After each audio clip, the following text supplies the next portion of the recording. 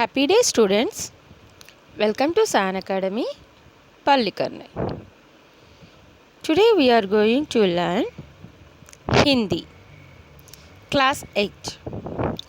आज हम भाषा हिंदी कक्षा 8। आज हम दो मित्र पाठ के बारे में जानेंगे। दो मित्र का अर्थ है जो दो दोस्त, टू फ्रेंड्स। अगर दोस्ती के बारे में बात करेंगे तो श्री कृष्ण और सुदामा, इनकी दोस्ती ही अमूल्य है। अब हम इस पाठ के बारे में जानेंगे। दो मित्र। श्री कृष्ण और सुदामा के मिलन। सुदामा और श्री कृष्ण दोनों ने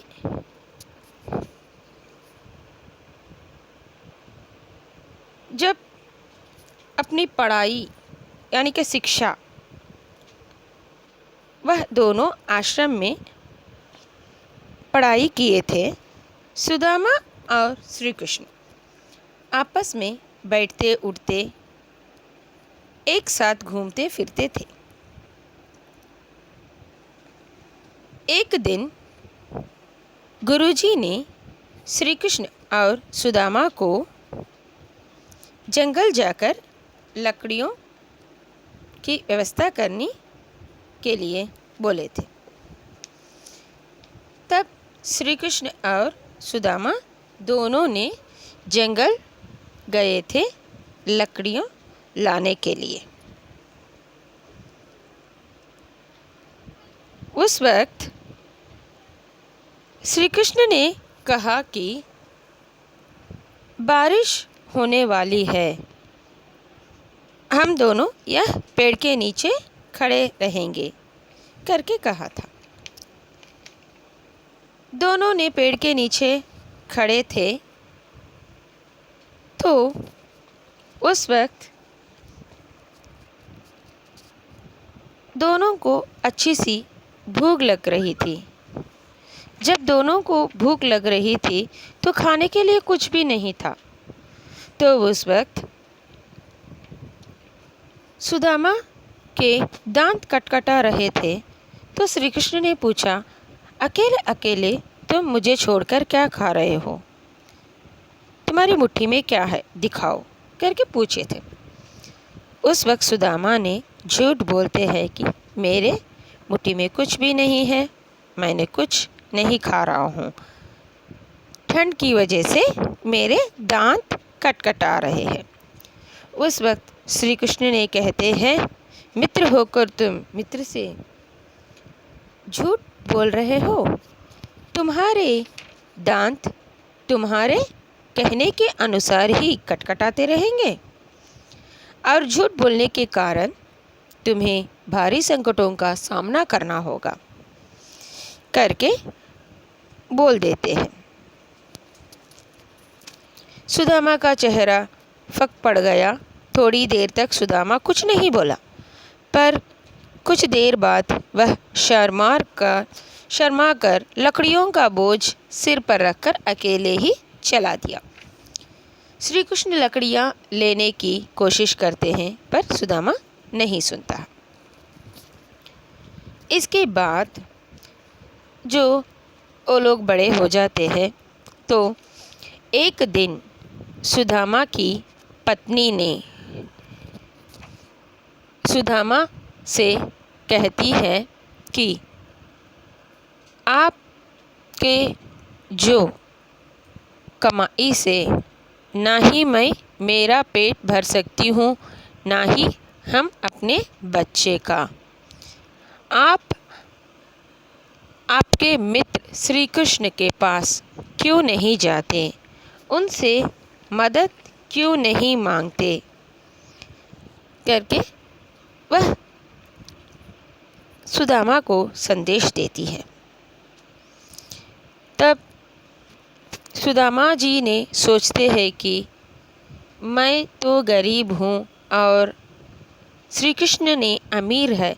जब हम दोनों छोटे थे, हमारे दोनों के बीच एक बात में चर्चा हुई थी, तो मैंने श्री कृष्ण से झूठ बोला था।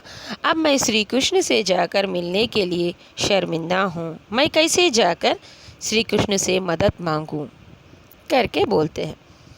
तब सुदामा जी की पत्नी ने कहते हैं कि श्री कृष्ण वह तो महान है, वह आपके गलतियों को माफ़ कर देते हैं। जो भी हुई है, जो बचपन की बात हुई है, अब आप लोग बड़े हुए हैं, तो आप क्यों ना जाकर श्री कृष्ण से मदद मांगते हो करके उपदेश देती है। तो श्री कृष्ण के पास जाने के लिए ब्राह्मण तो सोचते हैं, और फिर भी पत्नी और बच्चे को भूखे देखना उनसे नहीं होता। इसके कारण वह श्री कृष्ण के महल को जाते हैं। जब सुदामा श्री कृष्ण के महल को जाते हैं, वहाँ प्रातःकाल का समय श्री कृष्ण के स्वर्ण महल के 7वें द्वार 2 द्वारपाल खड़े हैं। 40 वर्ष का एक गरीब ब्राह्मण वहाँ खड़ा खड़ा महल को निहार रहा है। दीवार इतनी चमक रही है कि उस पर ब्राह्मण की दृष्टि नहीं ठहरती। यानी कि यहाँ सुदामा जी ने श्री कृष्ण के महल के सामने खड़े हैं और श्री कृष्ण के महल को देख रहे हैं। जब द्वारपाल आकर पूछ रहे हैं, पंडित जी आपको क्या चाहिए, उस वक्त सुदामा ने कहते हैं, मुझे श्री कृष्ण से मिलना चाहिए। उस वक्त द्वारपाल ने कहते हैं, श्री कृष्ण वह तो राजा है, आप उनसे कैसे मिलते हो। तब श्री कृष्ण से द्वारपाल ने जाकर बताते हैं। तब जब द्वारपाल ने श्री कृष्ण से कहते हैं कि आपके लिए एक ब्राह्मण आया है, कह रहा है कि उसका नाम सुदामा है, वह आपसे मिलना चाहता है। श्री कृष्ण फौरन यानी कि श्री कृष्ण स्वयं उन्हें लाने के लिए बढ़ते हैं और चौथे द्वार पर आकर उन्हें देखकर रो पड़ते हैं और उन्हें श्री कृष्ण अपने गले से लगाकर खड़े हैं कि लोग उन्हें पीछे पीछे आ गए हैं और आश्चर्य से यह दृश्य देख रहे हैं। सुदामा की श्री कृष्ण को पाकर रो पड़ते हैं और उन्होंने उनके महल में सुदामा को ले आते हैं और पूछते हैं कि क्यों मित्र, इतने साल के बाद मेरी याद आई, क्यों मुझे मिलने नहीं आए करके पूछते हैं। उस वक्त सुदामा ने कहते हैं, आप जैसे कि राजा हो, मैं एक गरीब हूँ, तो मैं कैसे मिलने आऊँ, और इसलिए ही मैं नहीं आ पाया। उस वक्त श्री कृष्ण ने कहते हो, तुम मेरे मित्र हो, मेरे बचपन के मित्र हो, तो मित्र से मिलना खुशी होती है। उस वक्त श्री कृष्ण ने सुदामा से पूछते हैं, मेरे लिए क्या लाए हो। तो सुदामा ने कहते हैं, नहीं कुछ भी नहीं। तब श्री कृष्ण ने कहते हैं, बचपन की तरह तुम अभी भी झूठी बोलते हो, क्या लाए हो पोटली में, बताओ। उस वक्त सुदामा ने कहते हैं, मैंने आने के लिए राज़ी नहीं था, तो तुम्हारी भाभी ने कहा था कि तुमसे मदद मांगने के, इसलिए मैं यहाँ आ गया। तो श्री कृष्ण ने कहते हैं कि सुदामा से बहुत साल बाद मिले हो, तुमसे मिलकर मुझे खुशी हुई, तो कुछ दिन के लिए यहाँ रहकर आराम करो, फिर जाना। तुम्हारे जैसे बचपन के मित्र के होने से मुझे राजकाज में आसानी होगी। तो थोड़े दिन उसके बाद सुदामा ने उनके स्वीकार को कबूल लेते हैं और सुदामा एक नौकर द्वारा अतिथि गृह की ओर ले जाए जाते हैं। श्री कृष्ण अपने राजकाज में व्यस्त हो जाते हैं। जब सुदामा अपने घर की ओर जाते हैं तो वह उनके घर कहाँ है ढूंढने लगते हैं। जो एक साधारण ब्राह्मण